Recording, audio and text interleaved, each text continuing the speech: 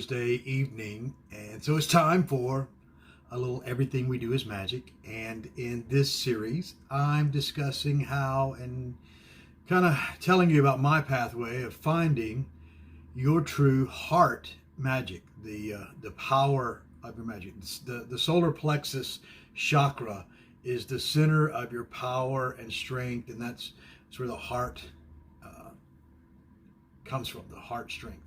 And so we're tracking through, and if you haven't watched, you go back and watch the other three videos. This is part 4, and I've talked about how our bodies have 3 brains. We have, or 3 neural areas. We have the brain, the gut, and the heart, and all have neural tissue, and they're similar neural tissue, identical neural tissue.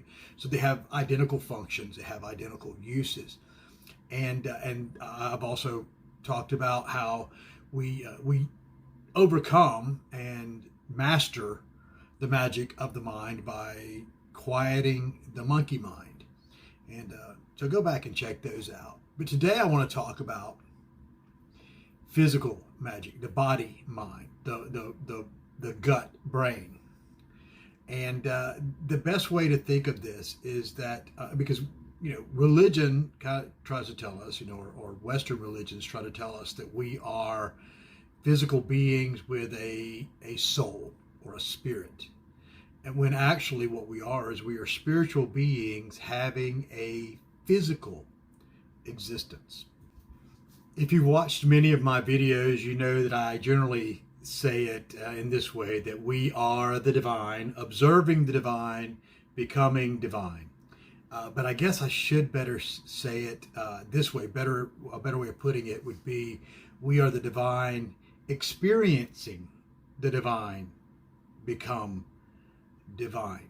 Because there's some aspect of perfection in which we would lose, or not lose, but I guess maybe surrender all capability of experiencing any difference. We experience the contradiction. We experience light in the presence of darkness, and darkness in the presence of light. We experience hot in the presence of cold, and cold in the presence of hot. And again, if you study the Kabbalion and you understand the ebb and flow of things, the swinging of the pendulum, that all points are just different points along, no matter what viewpoint you hold, what position you hold, it's still along that same line or that same axis. It's just different points along it. And so depending on what your perspective is, those points would move. That's why, in some cultures, it was considered, cannibalism was considered okay. And within that culture, if you were to define good versus evil from a Western standpoint, we would, of course, consider that evil. But, again, they're all just points along that pattern, and they're just juxtaposed against one another. And that's how we experience. If it wasn't for love, you wouldn't understand hate. If it wasn't for hate, you wouldn't understand love. So we are this divine being experiencing through our senses this world that we, the all, have created. Why can't we just experience it through our body brain, and just take in the sensations and trust the sensations and our senses? And we can't, because our senses will lie to us. They'll betray us. Because we have a cognitive ability to recognize ourselves. We are, as far as I know, the only creature, at least in this realm, that has a fully developed sense of self, that we can ask, why I? There's no other creature, no matter how intelligent, no matter how close they are to us in their mental capabilities, that ask, as far as we know, why I? I mean, I guess there are, but we haven't discovered them. But it's that very thing of asking why I, and as I talked about the mind magic and the whole concept of whose idea is that, and filtering it through there, It's because our senses will betray us in obeisance to our mind. I'll give you the old example. Again, if you've listened to any of my older videos, you've heard me talk about this. When I was probably 8 or 9 years old, working at the wholesale grocery warehouse where I worked, and we were loading bales of sugar, and some of the sugar had leaked out onto the packaging. And so I licked my finger and stuck it in the sugar and licked the sugar, being a kid. And my dad, who was working with me, said, "Don't do that. That's rat poison." And I was like, "No, Dad." He said, "Yeah. In a moment, your throat's going to start to get dry. Your stomach's going to start to hurt. You're going to get a little dizzy." And you know what happened? All of those things began to happen because here was a trusted source telling me all these things. And he realized I was mentally making myself feel something that did not exist. And he had to stop me. Not only that, have you ever been fooled by optical illusions? The coolest ones are the chalk drawings of the sidewalks, and you see people walk, and they are literally believing that they will fall down into a surface that's solid. Now, that is why we cannot just allow our bodies to tell us what to do. We can't let our bodies be in control of our magic, because they'll go chasing after everything. Addictions.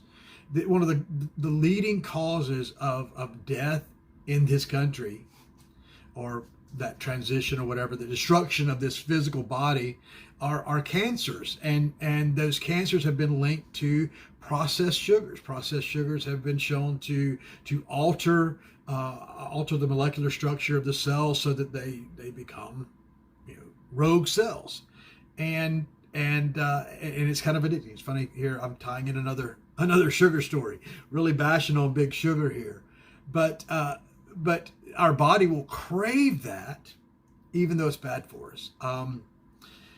Just the tasting of diet soda, aspartame.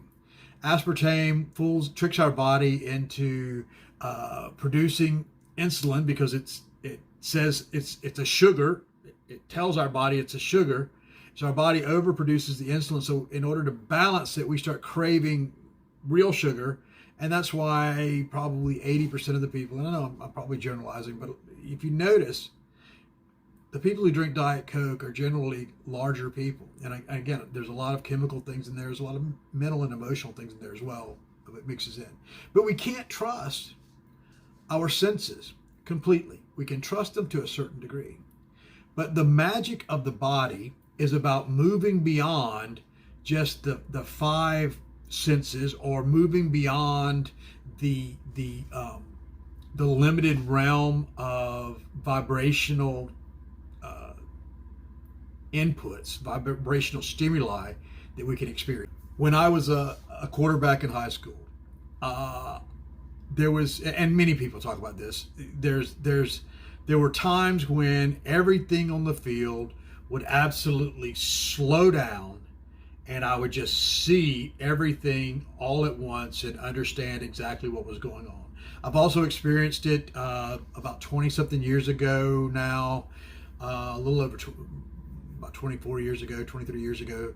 I laid down my motorcycle in a Phoenix parking lot, rainy night, slick as owl shit parking lot, and I was a little too fast, a little too drunk, and laid down my bike, and I remember pushing the bike away from me, and then everything just kind of slowed, and me thinking before I hit the pavement, this is going to hurt, and then feeling the pain, but kind of being disassociated with it, like I was kind of watching it, and so many people have those kinds of experience, and that's moving beyond the physical realm into the observer. The Buddhists will tell you that the way to overcome pain is to surrender to the pain, to give into the pain, to lean into the pain.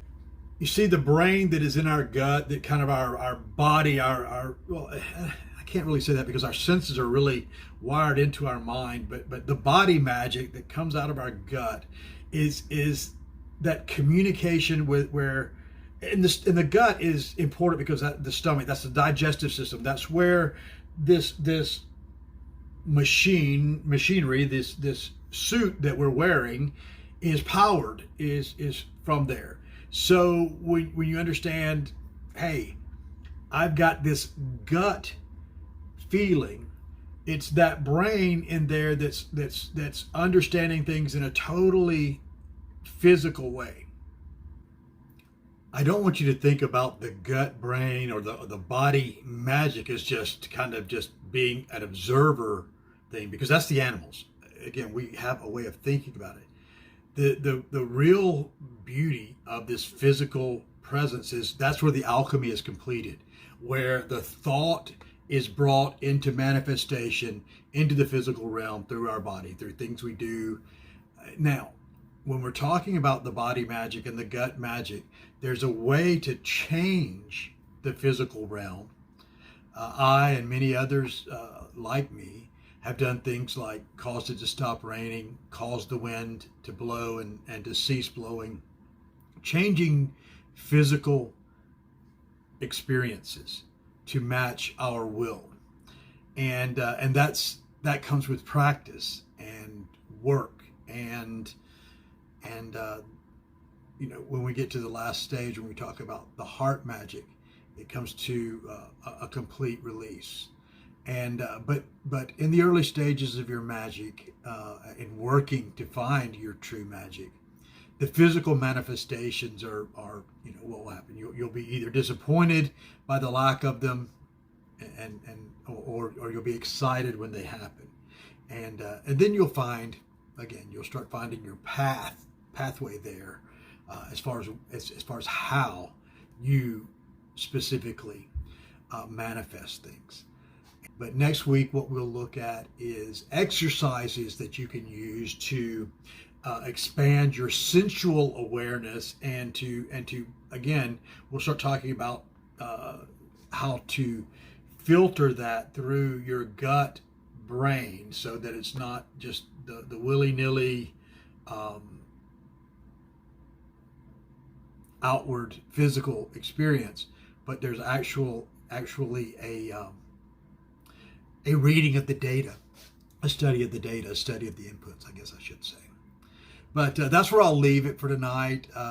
Again, like us, subscribe. The magic part seems to be the most popular from the views of our video content. But check out our sustainable living stuff. Some of it's kind of interesting, kind of funny. Some of it's really sad how hard we work sometimes, and get little outputs out of it. And then it's wonderful how sometimes how little we work and get huge outputs. Life is like that. And I'll leave you with this thought. We were talking about this tonight at work, and one of my favorite quotes is that we are far, far too important to take ourselves so seriously. Enjoy yourself, enjoy your life. We are here to experience this thing. We are here to observe this thing. We're here to feel every part of it. And I guess that's my intent for you in this week leading up to next week's video, is that you free yourself to feel every aspect of your life, to feel the highs, to feel the touch of the wind on your face, to hear the sound of the wind in the trees, to all the smells and sounds and tastes that come with it, and to experience all of that as you begin to slowly move into a realm of observation. And that's where the real magic is. Namaste.